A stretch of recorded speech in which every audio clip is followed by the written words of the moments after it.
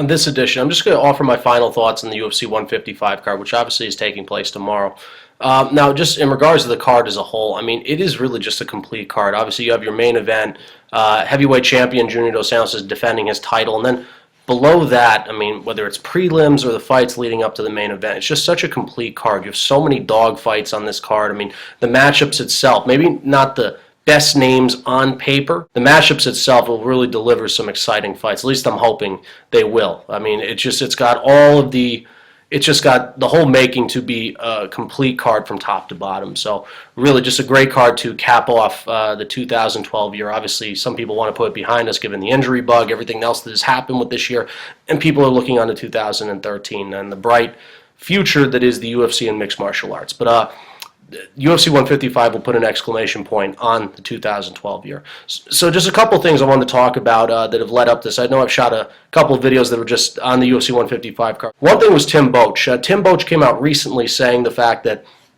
if he's to win, that he would receive, or he should receive, a title shot. Now, I think Tim Boetsch is a good fighter. I think what he's done in his past couple of fights has been good for him. Obviously, a lot of good wins that he's put forth. However, I disagree. If he is to receive a title shot, I personally don't think it will happen. I just, based on what he has done, I mean, if you're to look at the Okami fight, sure, it was a good fight. I mean, he was getting dominated the first 2 rounds. He came from behind. A come-from-behind victory is just a bold statement, especially on a fighter like Yushin Okami. But then you go to the Lombard fight, and it was just a lackluster fight for both fighters. Now, a win is obviously a win, but I was not impressed with Tim Boetsch in that fight. I was not impressed with Hector Lombard in that fight.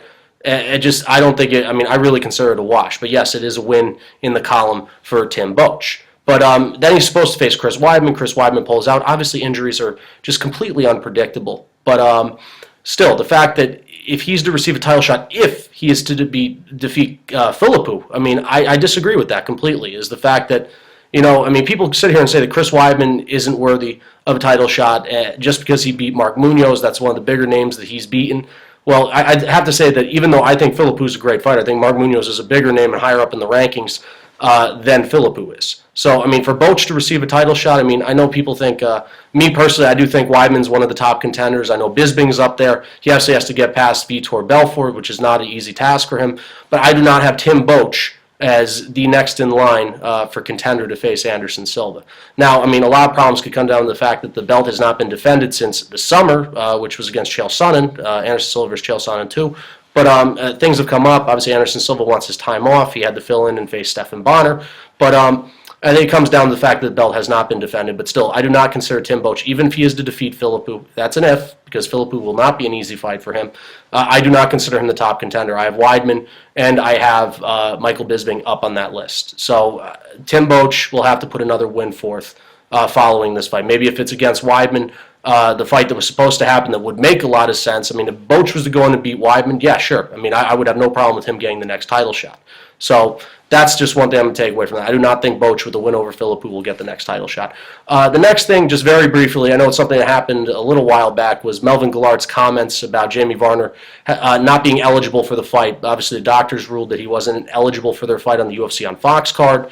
But I know it was heat of the moment. I get that Melvin Guillard did want to fight, and Jamie Varner could not fight. But I know there was the story about the greasing, Melvin Guillard greasing, and then Varner just somehow becoming sick after that was happening. But I mean, for Guillard to come out and say that Jamie Varner is a coward and all these other particular things, now maybe it would make sense. I don't consider many, if any, mixed martial artists or people who partake in combat sports as cowards. Okay, sure, people could be scared going into the fight, leading up to it. But I mean, to be able to fight in the octagon, the ring, the cage, whatever it be, it takes a lot of bravery. But for him to say that, if their fight was scrapped completely, I could understand it. Sure, it was heat of the moment. I understand Melvin Guillard was upset. He did get paid for the UFC on Fox card. But if the fight was scrapped completely, sure, I'd understand it. But they're fighting on UFC 155 card. So if the fight was scrapped completely, maybe I'd understand that. There is no matchup. But I mean, it's happening on the next card. So the comments of coward, sure, Melvin Guillard might have been upset, but I don't understand that one bit at all. So I don't consider Jamie Varner a coward at all. They're going to fight. It's going to be a great fight on this card. One of the many dog fights that's on this card. So Jamie Varner, coward, no. Melvin Guillard, upset, heat of the moment, yes. And just the last thing I did want to talk about was just Junior Dos Santos and Cain Velasquez. There's been a lot of talk about this, especially since their last fight I know we were really promised a war. Okay, it was the first fight in the UFC on Fox. Okay, the first card, and it was the heavyweight title, and it was a first-round knockout. I feel like people wanted to see the dogfight or the war that we were expecting from JDS versus Cain Velasquez, but JDS landed the Hail Mary shot, and he finished the fight. And that's the way it went. But I feel like all the talk it's been about is, since the video has resurfaced, obviously Cain Velasquez was injured in that fight. If I'm not mistaken, it was a torn ACL. And, that's a serious injury. But at the same time, all I've been hearing is that Cain Velasquez was hurt. Cain Velasquez was hurt. Obviously, it's very hard for a wrestler to take down somebody with a serious injury like that. Okay, but at the same time, Junior Dos Santos was just as much hurt as Cain Velasquez. I feel like all I've heard is Cain Velasquez was hurt, but both fighters were hurt. Okay, the fight panned out how it panned out. Is this fight going to be a spitting image of the first fight? No. Okay, I will stand by my prediction and say that Junior Dos Santos does find a way to finish Cain Velasquez, but I think this is going to be a much more exciting fight than the first one. It's not something that's going to finish that early. I'm really just expecting a great fight between these two. I'm a fan of both guys. I love Cain Velasquez. I love Junior Dos Santos, but based on how it's going to pan out, I think Cain could very well get Junior Dos Santos down to the ground. Junior is a tough guy. He has gone the distance with some very tough fighters. He's had 3-round fights with some very tough fighters. He's taken some shots before. But nobody's really been able to exploit his very good takedown defense. Nobody's been able to do so and get him down because he doesn't put himself in dangerous situations. His speed that he possesses just as much as Cain does, he doesn't put himself in dangerous situations. He picks his spots and he keeps his distance. And he's very good at cutting off people's strikes. I'd say he's the better striker in this fight. There's no mystery to that. Junior Dos Santos is one of the best, if not the best striker in the heavyweight division. Obviously, you want to tie in the Alistair Overeem thing. They're, without doubt, the two best in the division. But at the same time is that Cain, it's almost like he fell in love with his hands just a little bit going into that first fight.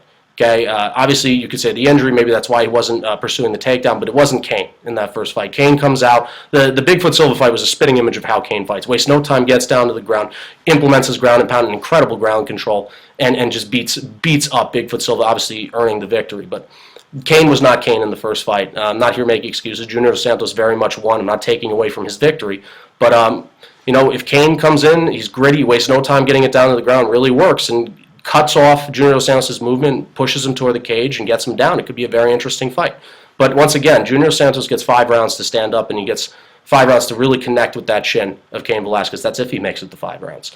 But I think it's going to be a great fight. I still think Junior Dos Santos is going to find a way to connect with Cain's chin. Cain does commit forward aggressively. He does keep his hands down at times, and he does have a questionable chin. He does get wobbled. And if you present that, JDS is a headhunter.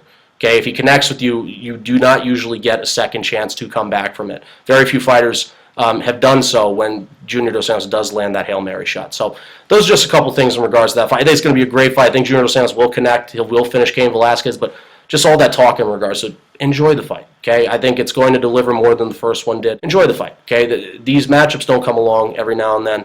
Okay, I don't want to say it's a once-in-a-lifetime fight, but it's a good matchup. UFC 155 cards is a complete card. Enjoy all the fights. I hope everybody had a happy holidays, Merry Christmas, whatever it is that you celebrate, and hopefully everybody has a very happy New Year. And enjoy the UFC 155 card. And that's right for this edition. It's Kyle Delaney, signing off.